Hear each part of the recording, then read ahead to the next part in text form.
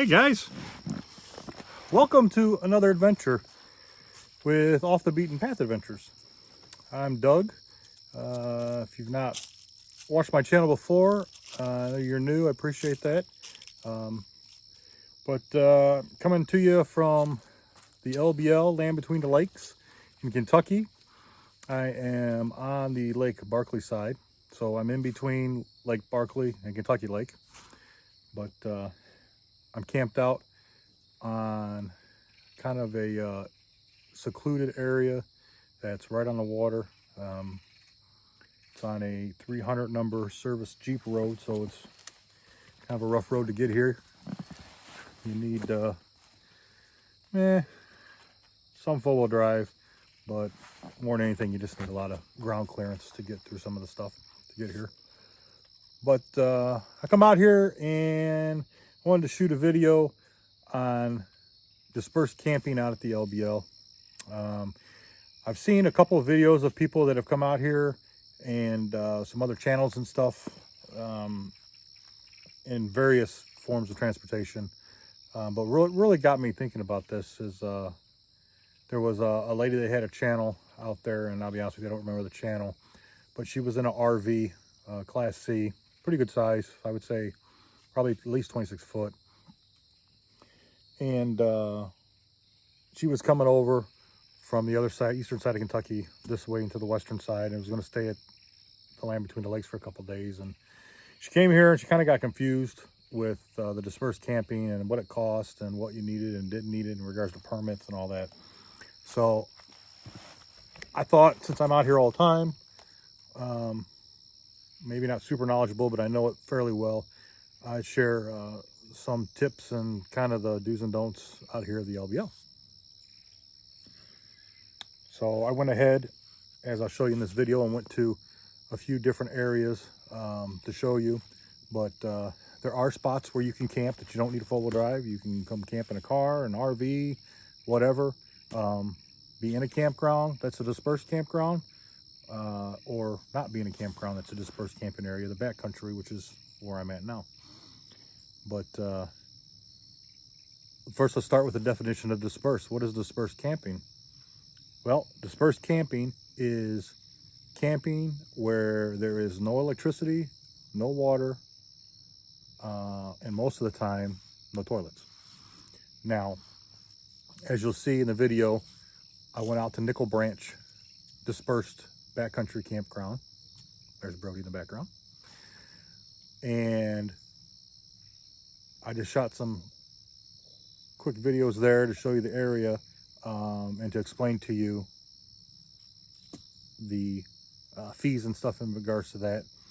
To disperse camp in the LBL, you do need to have a permit, whether you're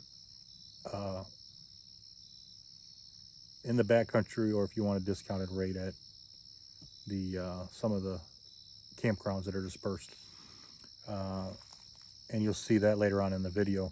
But basically what the permit is they sell a 3-day pass for $10 that you can come out and disperse camp, or they sell a whole 12-month year from the date that you purchase it to the date a year exactly after. So like mine is expiring this month in October, so I'll have to renew mine here in the next week or two. But that is $50. So really good deal if you're going to be out here quite a bit, or if you live close enough like I do. So that's your two options, to buy a 3-day pass for $10. And you can buy as many of those as you want. If you're going to be here for the whole week and you're going to be here for 6 days, and you can buy 2 of them for $20, you know, and you're good.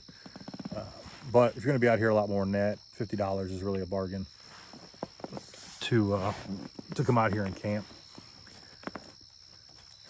So as I'll show you in the video, you don't have to have that pass if you're camp at the campground. You just pay one fee. But if you do have the pass, you get a little bit cheaper rate to camp at those campgrounds. I don't camp there very often, but every once in a while I will stop there, especially if I'm coming in late at night, like on a Friday or something, and I don't exactly know the spot I'm going to. I might pull into one of those, and I'll try to put a list in the video, or if not in the video, down below in the description of the dispersed backcountry campgrounds in the area.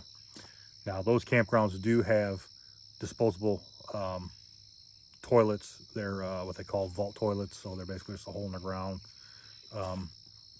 They generally smell, so just they're vented, but especially in the summer and hot days, it's pretty bad. But if you need that and you're into that, they're there for you. If not, there are some options for portable toilets and all that I can do a video on that in the future. But I carry one with me always, so I'm always prepared on that end. But there's also regular campgrounds in the area that are privately owned, and they have full hookups. There are some that are privately owned, and there are some that are I believe it's like Army Corps of Engineers or something like that. Those are reservations. You have to go online to the Kentucky Wildlife whatever, and I'll try to find that link too, and I'll put that in the description, and you can reserve your spot there. And they're really reasonable. You get water and electric. They have bathhouses with showers and toilets and running water and all that, and they're generally $18, $20 some a site, according on what site you get. Or we do have some privately owned campgrounds that are in the area. You might pay a little bit more, but those also are water, electric, full hookups. But all of those type of sites, you know, you can bring in a big RV, travel trailers, whatever you want. They have pull-through back-in sites, all that kind of stuff. But in the dispersed campgrounds as well, you can bring all that stuff too. You just don't have the amenities. So stay tuned. Watch the rest of the video, and you'll see some of the cool spots that you can get out here, and you can even get to it in a car. So check you on the flip.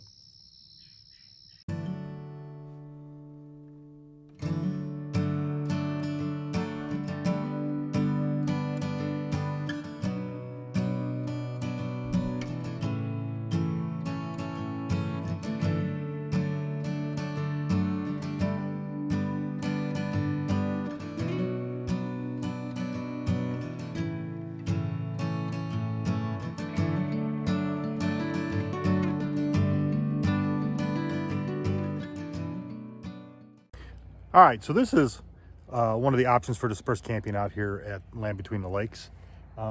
This is actually Nickel Branch campground, and it is a dispersed campground. There are quite a few dispersed campgrounds in the LBL Land Between the Lakes area, but you'll see there's a set of instructions here, which for some people seems to be a little confusing, so I'll walk you through it. And then there's also your envelope drop box.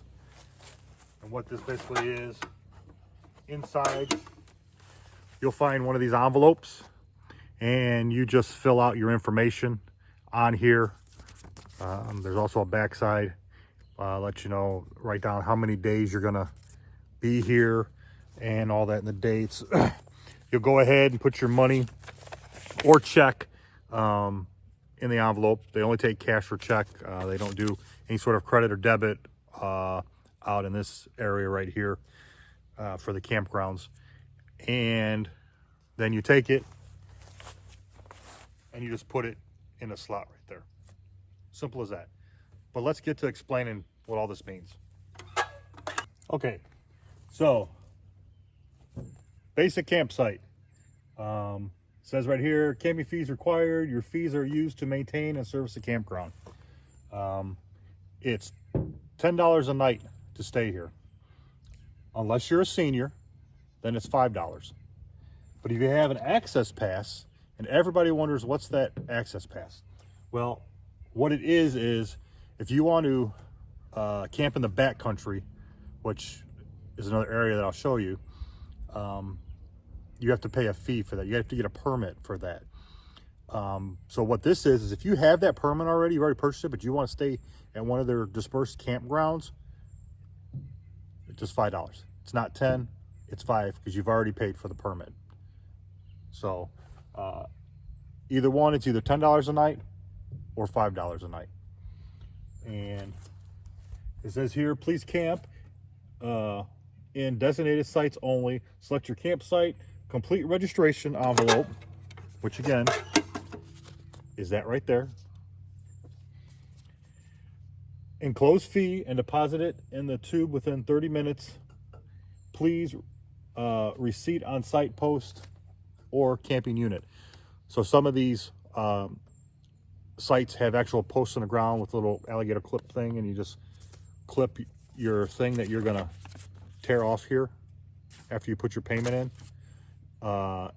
You can either clip it onto there, or you can put it in your rig through your windshield or whatever, so just so that they can see it when they go by. The park rangers do come by, so be sure that you follow these rules so you don't get a ticket, because it's much cheaper to camp than it is to get a ticket.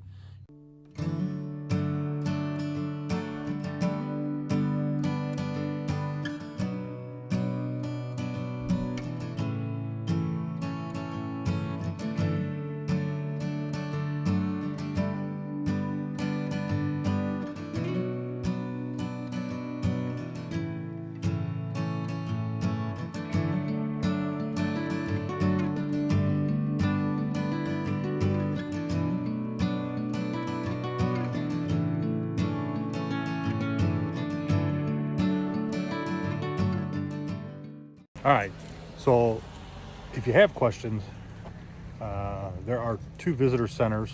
There's a North Center and a South Center. I'm currently at the South Center, which is the Golden Pond Visitor Center. And you can see it's open daily, 9 to 5, every day, which is really cool, even on Sundays. But you can go in here and you can purchase your permits and all that kind of stuff if you need to, and get information. You can get maps of the area, which I do advise. They actually have a little small pocket map for like $5 charge, but it's really a great map. I have one and I carry it with me out on the adventure bike when I'm out here, because you do need to be careful where you go.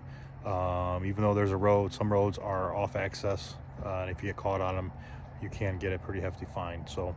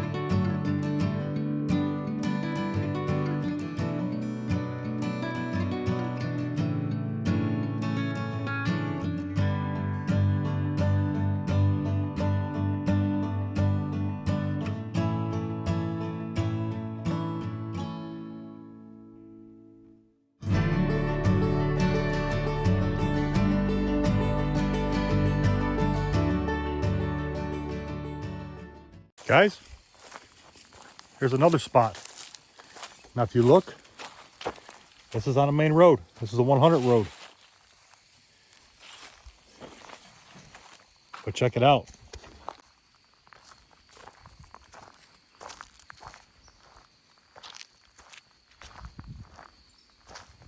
Ample space. Fire ring. Or fire pit, I should say. And you're on a creek. That's not a lot of water in it right now, but it does at times. We're late in the season. So this is another option. This is actually backcountry dispersed camping. Now this is remote, but it's not super remote, and it's not right on the lake. But there are spots out here that you can get to in a car, in a van, and even an RV. Smaller RV. I suppose you could get to this spot in a pretty big RV, but I'd really be careful with that. But there are options out here. And to camp out here, again, you're talking it's $10 for a 3-day weekend, or you can buy a whole season pass for 50 bucks. That's current price as of now. Will it go up? Hard to say. But you can get those online, like I said before, or you can go to the visitor center and pick them up there as well. But, you know, me, I carry that $50 pass with me, and I use the crap out of it.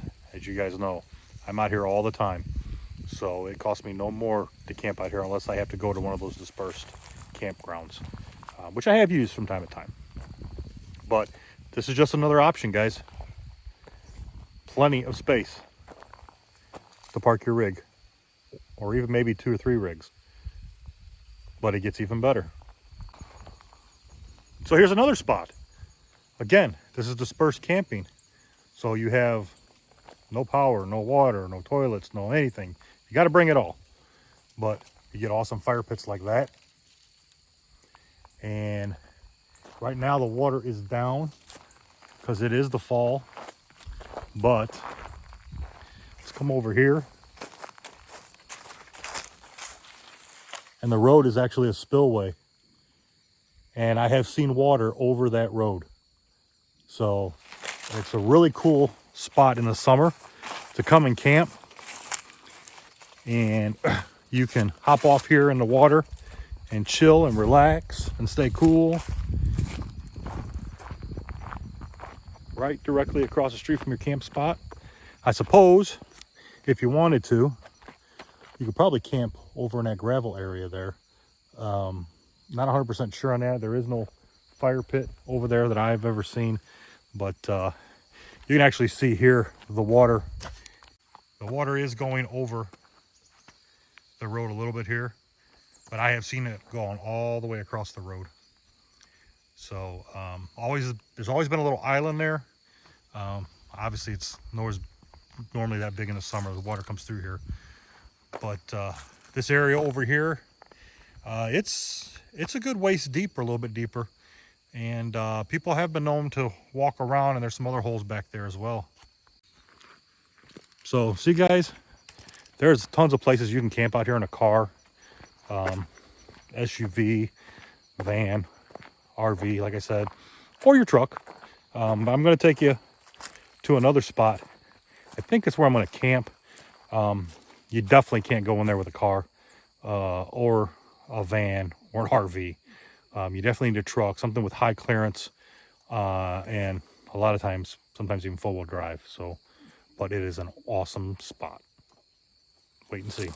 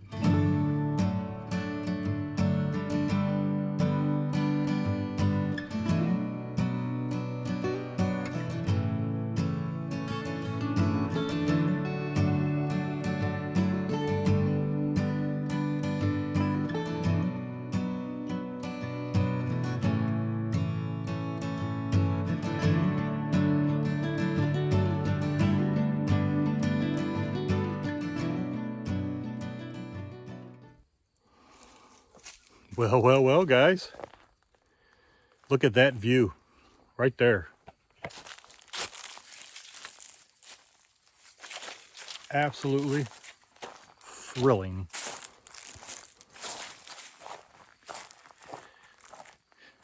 Now you can't camp down on the beach or on the shoreline. That's a no-no. But I'm up there.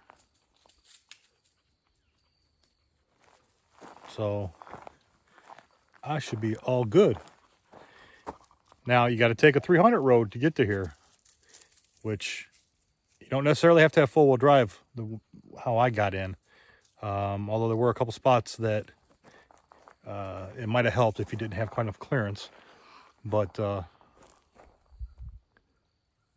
this is where I love to disperse camp, right here. So guys, don't be afraid to come out to the LBL and disperse camp. Whether you want to camp at one of their dispersed campgrounds, which is absolutely okay. You want to get out a little bit further and go to an area that's a little bit more secluded. Or you want to come out to a spot like this that is totally secluded. Now, I did see a Jeep coming in the road that I was in, but there's like a three-way fork back there. And obviously they didn't come here. So it's a perfect spot. Look at all that water. Can you imagine in the summertime coming and taking a swim, bringing a boat, shoring it up here? Even Brody likes it. Look at him. Look at him getting in the water. Getting a little drink, getting a little cool off. Oh, bro. What you doing, buddy?